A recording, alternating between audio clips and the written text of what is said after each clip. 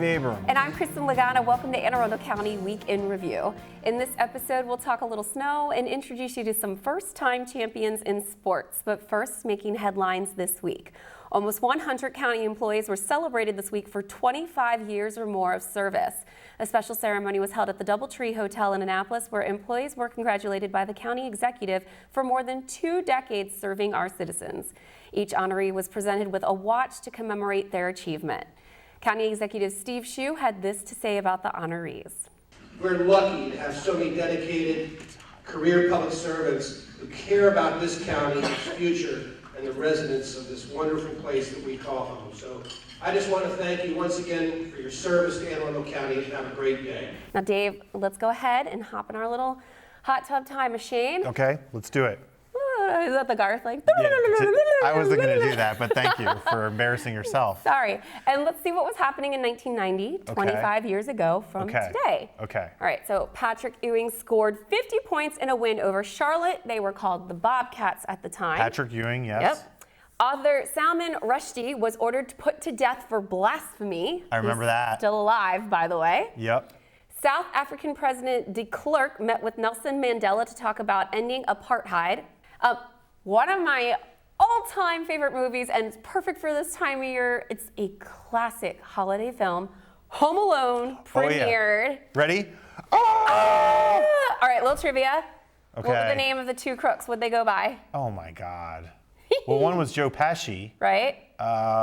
Lenny and Bob. No. What was their name? It was their calling. They did this at every house they robbed. Don't remember. They were called the Wet Bandits, and they would leave the sink running at every single house that they robbed. Oh, that'll show those people. Which is hilarious because at the cops at the end of the movie go, now we know exactly how many houses you hit.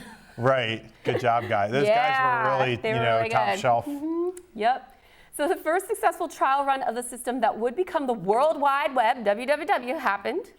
Didn't you invent the internet? Yeah, I did. Awesome. You know, I also invented Google. Also, you were 8 years old. Oh my gosh. Yes. Oh my gosh. Oops, sorry. People can do the math. That was a great Christmas. I think I got my first keyboard.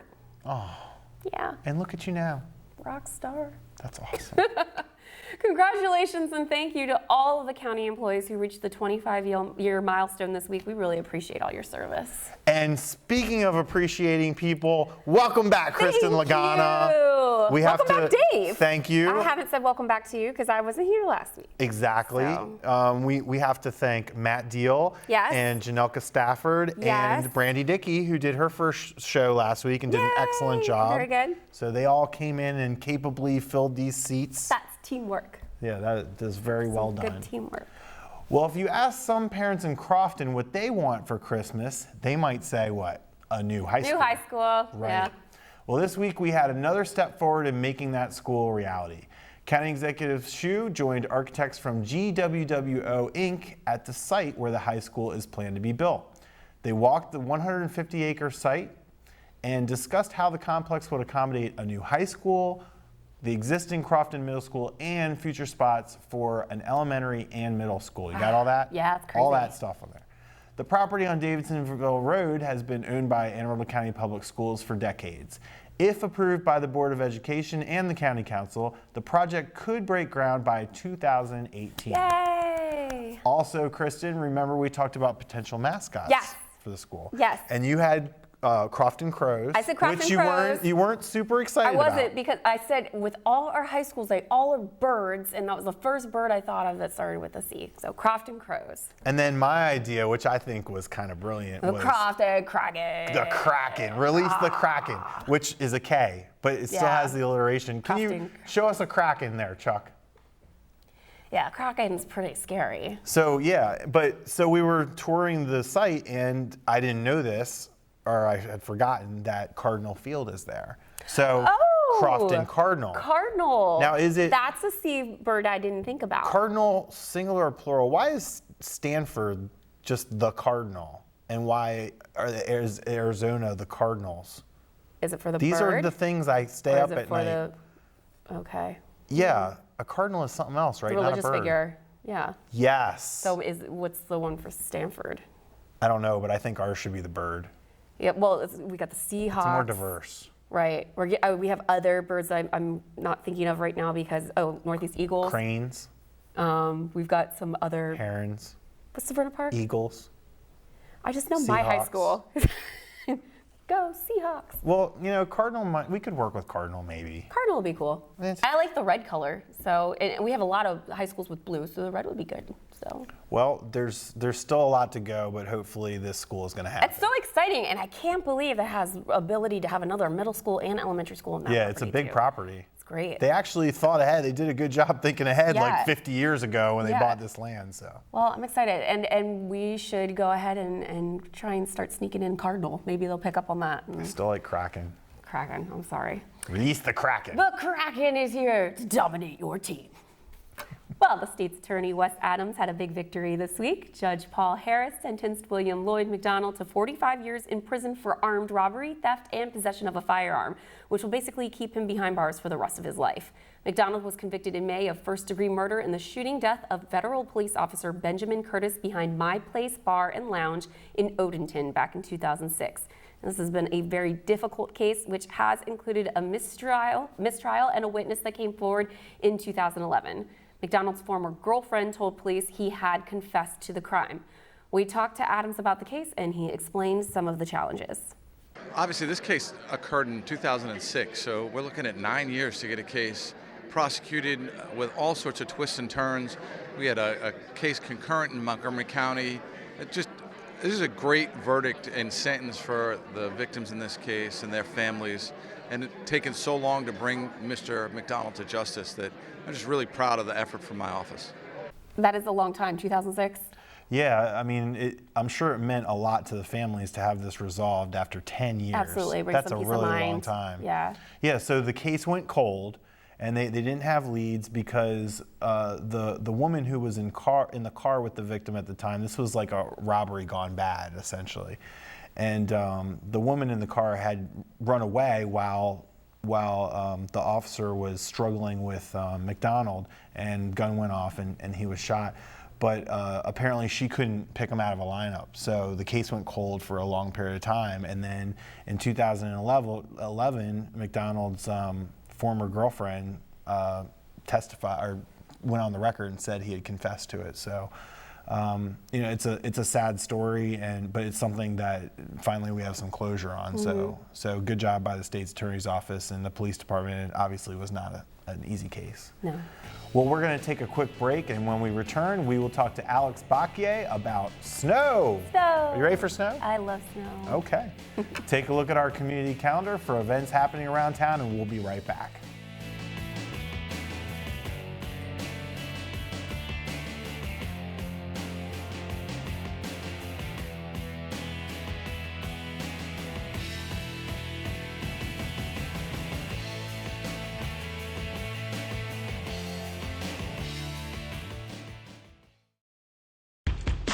Alvin and the Chipmunks want to remind you, bacteria can hide in food and make you ill. Wow. But you can keep bacteria from ruining your day with 4 simple steps. Clean. I'm waiting for the rinse cycle. Separate. Cook. Fire in the hole! And chill. We chipmunks are notoriously tidy. Check your steps. The road trip to food safety starts at foodsafety.gov.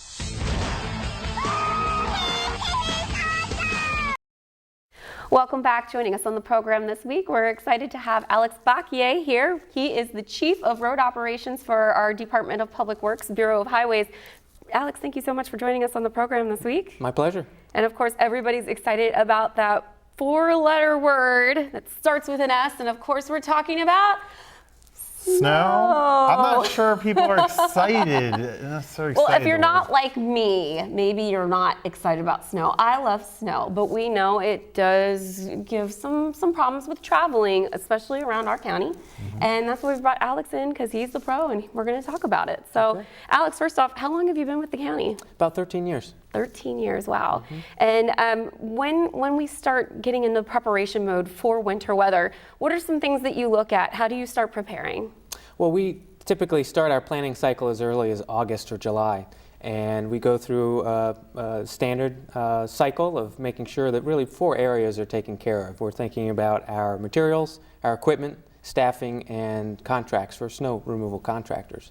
So at this stage of the game, coming into early December, we're pretty much just finalizing the details on those 4 areas. Our salt barns are being topped up. We have 20,000 gallons of brine on hand. Our staffing recruitment process is complete, and we've got 300 folks that are ready to step into their positions and their roles. 300. That's about what it takes just at the district maintenance yards to run a 24-hour operation during snow removal. Plus you have additional folks that are at our operations center. We may open up a call center, and that would be another group. So it takes a lot of folks. It's a big team effort.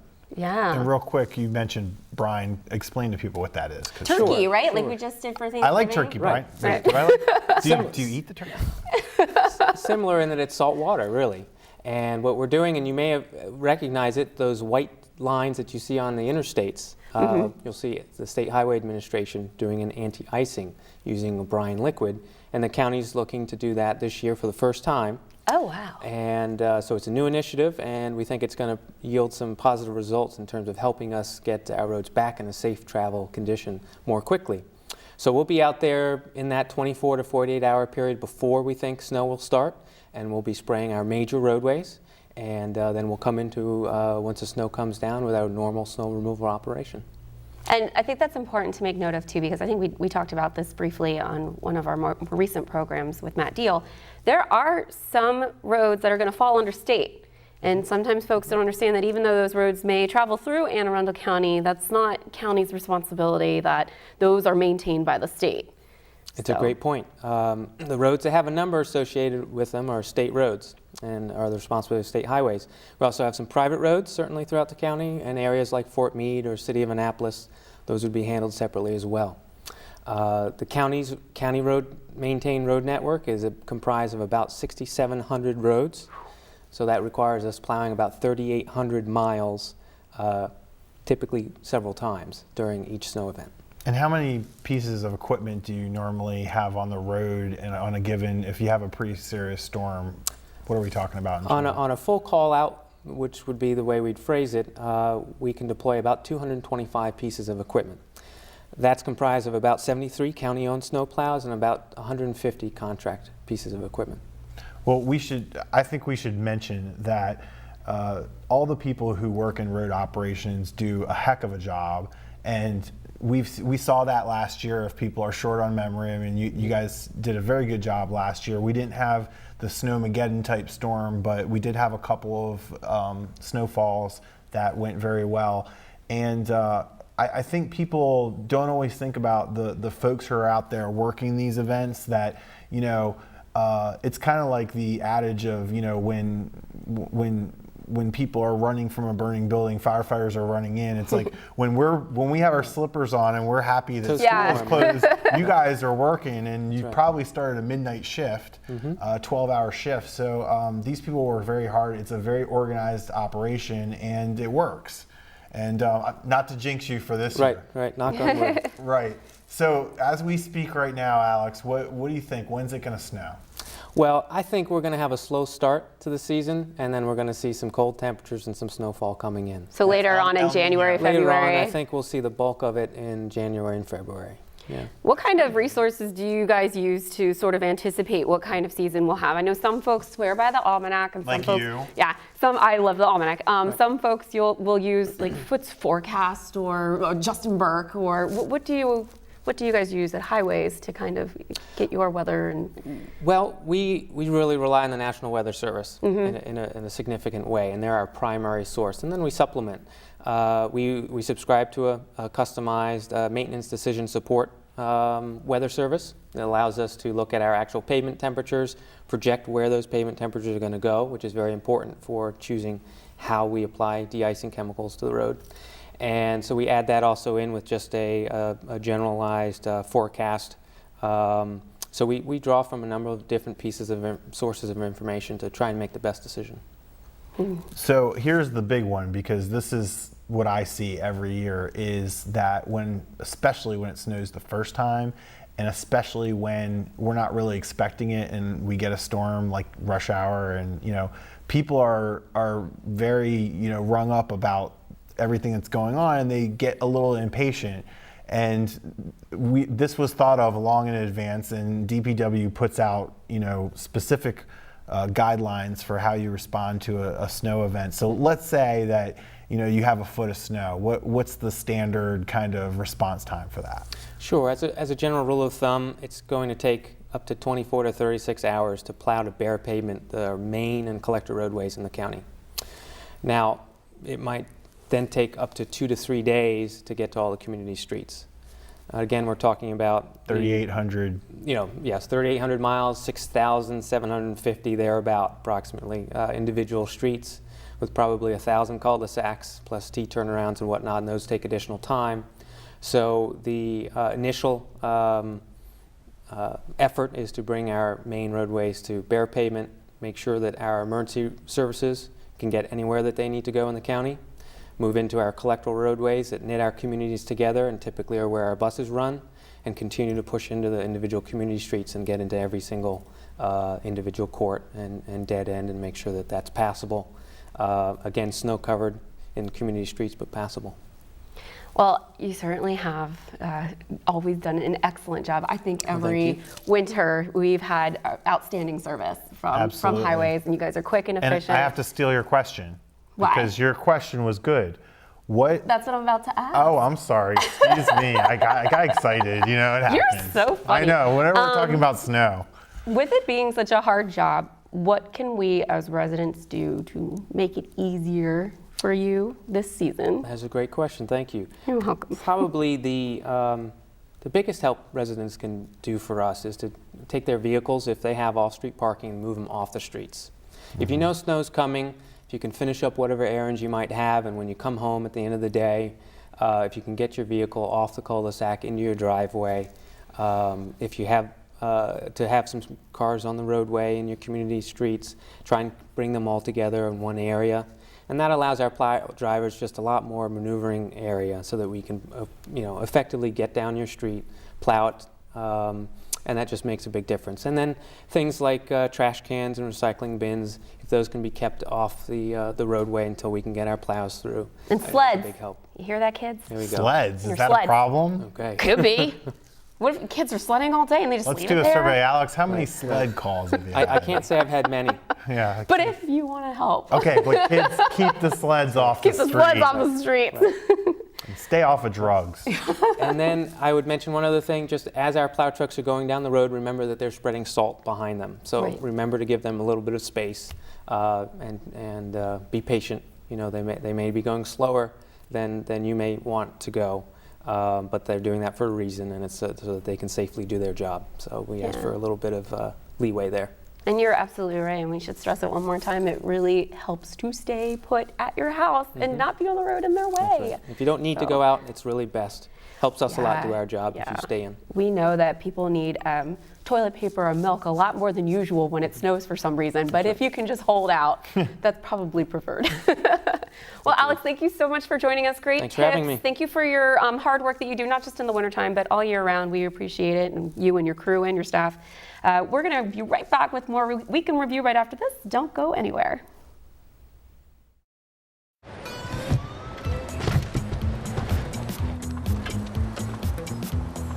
It's a short ride from your neighborhood to your naturehood. To find a neighborhood park or green space near you, visit discovertheforest.org. Welcome back. Well, Dave, we are due for a little girl power on this show. And Absolutely. Sara Gannon, yes, my girl Sara wants to introduce us to two girls who recently became champions. Sara? Thanks, guys. Today I'm here with Kristin and Rachel from the Chesapeake Field Hockey team and Miss Haley Small from the Broadneck Girls Soccer team. We are so excited for them because they have made school history, both groups. Haley, can you tell me a little bit about your journey with the state championships? In the beginning of the journey, when we first came into the season, we knew we had a really good freshman class coming in. And once tryouts came, we saw the freshman class and saw, of course, everybody else and how everybody has improved. And just, we knew that we had the potential to go to states, which we did. And so throughout the season, we were undefeated, and that obviously gave us a big confidence booster. And once we reached states, that was like so crazy. And what did you have to do to prepare? We definitely had to prepare physically and mentally. And we have this thing where we put white tape on our right ring finger as just a reminder that we're here for a reason and that we're here to win states. And just when we won states, it was just the best way to cap off our journey and best way to cap off our season. And I mean, it's definitely a bittersweet moment, but like I wouldn't want to be with any other group of girls to go through this journey with. Well, the one good thing is you're just a junior, so you'll be back next year. Yeah. Can you also tell me a little bit about, do you all have a warm-up song that you guys get pumped up to? We make a new CD every year, so multiple songs, I guess. Yeah, whatever's hip at the time. Whatever's hip at the time. Girls, can you tell me about your journey to county and regional champion? It was a lot of work. We put in everything during practice that we could give, and there was plenty of times where we would probably want to run off to the side and puke because we were just working that hard, but we just tried to push ourselves so much during the practice and everything. And who did you guys play in the regional? In the regional game, we played Mount Hebron. And how about for the county? Our last county game was Annapolis. And who did you play for the states? Leonardtown. Can you all tell me a little bit about what pumps you guys up? Do you have any regimen or I know I was a little bit of what's the word, superstitious. I used to have the same thing to do before each game. Did you guys have anything that got you pumped up or any music? I think mostly my seniors. Your seniors? Yeah, they were very, very energetic and school spirited, and it just made us all really happy. Our bus rides, we would play music very loudly. Yeah. Now, can I ask, Rachel, you are a freshman, am I correct? Yeah. And you're a goalie? No, I am a forward. Forward, I'm sorry. And you're, are you a senior? I'm a junior. A junior, wow. So you're not done. Yeah. You get to come back and do this again. So that's excellent. Yeah. Now, what do you have on your mind for next year? What do you think the future is going to hold for next season? Well, this new coming freshmen, I think, are also going to be really good. So, I mean, I can't say it's going to be a repeat, but we definitely have the potential again to go just as far as we did this year. Very good. And I also want to say congratulations to Joan Johnson. She was named as Coach of the Year for field hockey. Miss Small, I know, was Player of the Year. Congratulations. Thank you. And that was with for the whole county or for the state? For the whole county, yeah. Whole county. And how about your team? Did you have, I know you had some players that were named for first team all-county, second team all-county. That's what I thought. I just wanted to be sure. Yeah. Well, congratulations to you both. That's a huge accomplishment. And I want to wish you ladies the most success and moving forward. You all will do great things. And you are representing female athletes in the county. I'm also a coach myself. I coach field hockey and I coach softball. And what you do on the field, just remember what you do on the field, the little ones are watching. So you're doing a great job and keep it up. And back to you in the studio. Thanks, Sarah. Congratulations to the Chesapeake Cougars field hockey team and the Broadneck Bruins soccer team. Great job, ladies. Very nice. Girl power. Good for the girls. And you had girl power, you know, with you and Janelka hosting the show. Janelka rocks. Yeah. I mean, we need to recognize the girls who win in sports, too. It seems like it's always the guys, you know, so it's good that, you know, there's a lot of great athletes. There's a lot of campaigns out there for that right now. Dove is a big company right now that's definitely putting out a lot of commercial and promotional material about girls feeling comfortable in their own skin. And there's the Play Like a Girl Play like a sports girl, thing right now. Right. American Girl dolls, they're doing a great run of commercials right now about just being proud of being a girl or a woman and embracing it, and how you shouldn't feel shut down or shut out. So Absolutely not. yeah. Good for that. So in honor of having Alex on the show to talk about snow, Yes. I think we should officially go on the record Okay. and make our predictions for the year for total snowfall. Oh, snow. Total snowfall. Total? Okay. Total snowfall for the season, yes. Total. Okay. How about we'll do total and we'll do biggest one-time event. Biggest one-time event. Okay. Okay. And who should I go first? Yes. Okay.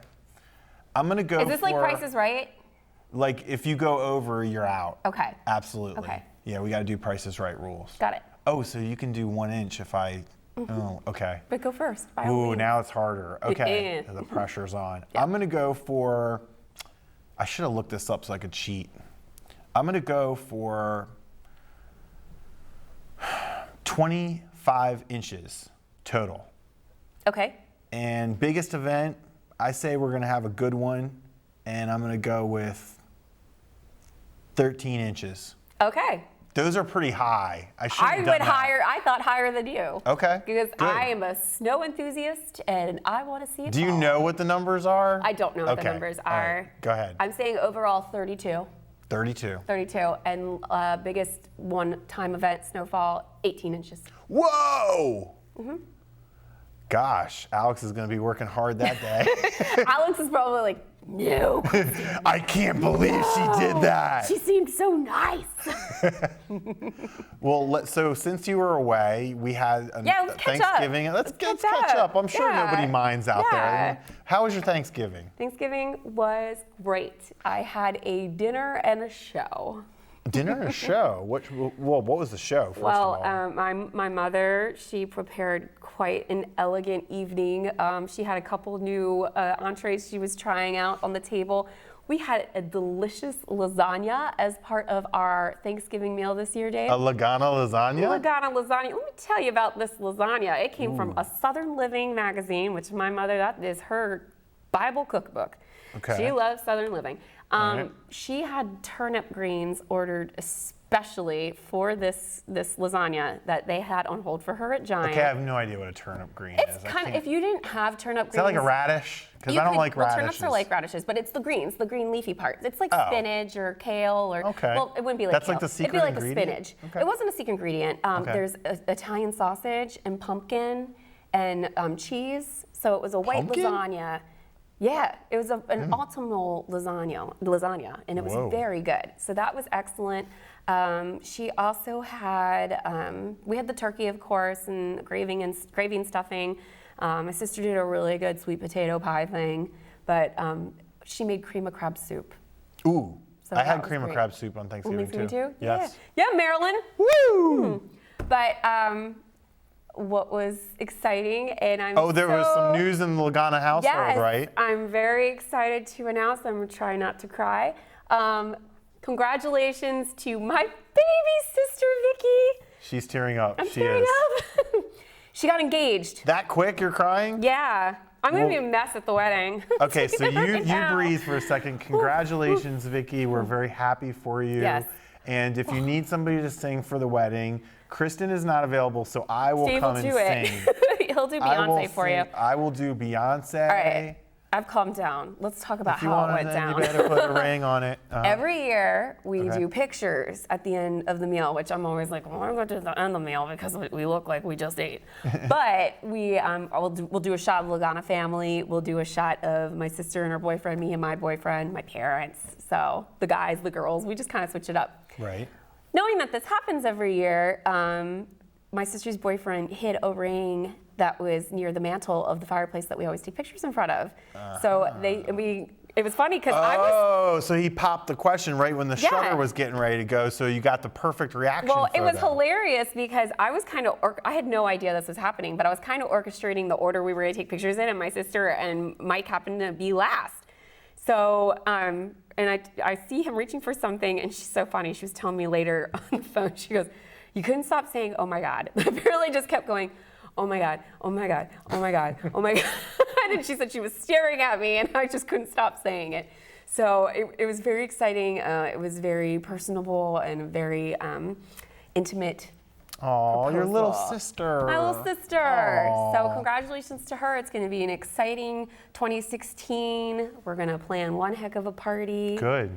And you had a good Thanksgiving? I can't really, I don't know how to follow that. Stop that. Let's see. We went to a restaurant. I went to a restaurant with my mother on Thanksgiving. I've always wanted to do that. I've never done that before, and it was very nice. Where'd you go? You want to highlight a business? Or? We went to Pappas. Oh, okay. In Glen Burnie. Nice. And it was very, very good. Very good. But of course you have some leftovers because you bring your doggy bag home, but it's not the same leftovers. Like I've been having turkey sandwiches all week kind of thing. So after that, I drove down to Virginia and spent some time with my 3 granddaughters. That's right, folks. I have 3 granddaughters. They are precious I'll tell you, it's a long story. But they're very, very cute, and it was great being with them, and their mom is a fantastic cook. And she sent me home with a turkey leg that was about this. Oh boy. Yeah. Yoshi get any of that? He did. Oh, good. Yes, Yoshi got some. It was a of happy that. Thanksgiving for Yoshi too. Yeah, so it was a very nice Thanksgiving, and we hope everybody out there that you have a nice Thanksgiving as well. Safe Thanksgiving. We're not going to advocate that everybody get engaged on Thanksgiving because that's just too much. It's too much. Yeah, it's for once the special breed. Laganas just suck all the energy out of the room. It's Yes. like there's going to be so much Lagana going on. That Unless you appreciate food like my little sister does. Don't get proposed to on Thanksgiving. You should have brought me a taste of this lasagna because lasagna and pumpkin is just crazy talk. I will get Sherry to make you one. Thank you. That's all I wanted. Well, that wraps up this week's edition of Week in Review. You can watch this episode and archive episodes online anytime on Facebook, YouTube, or Google Plus by simply searching Arundel TV. Please tune in again next week for more highlights and news from around the county, and we'll see you next time.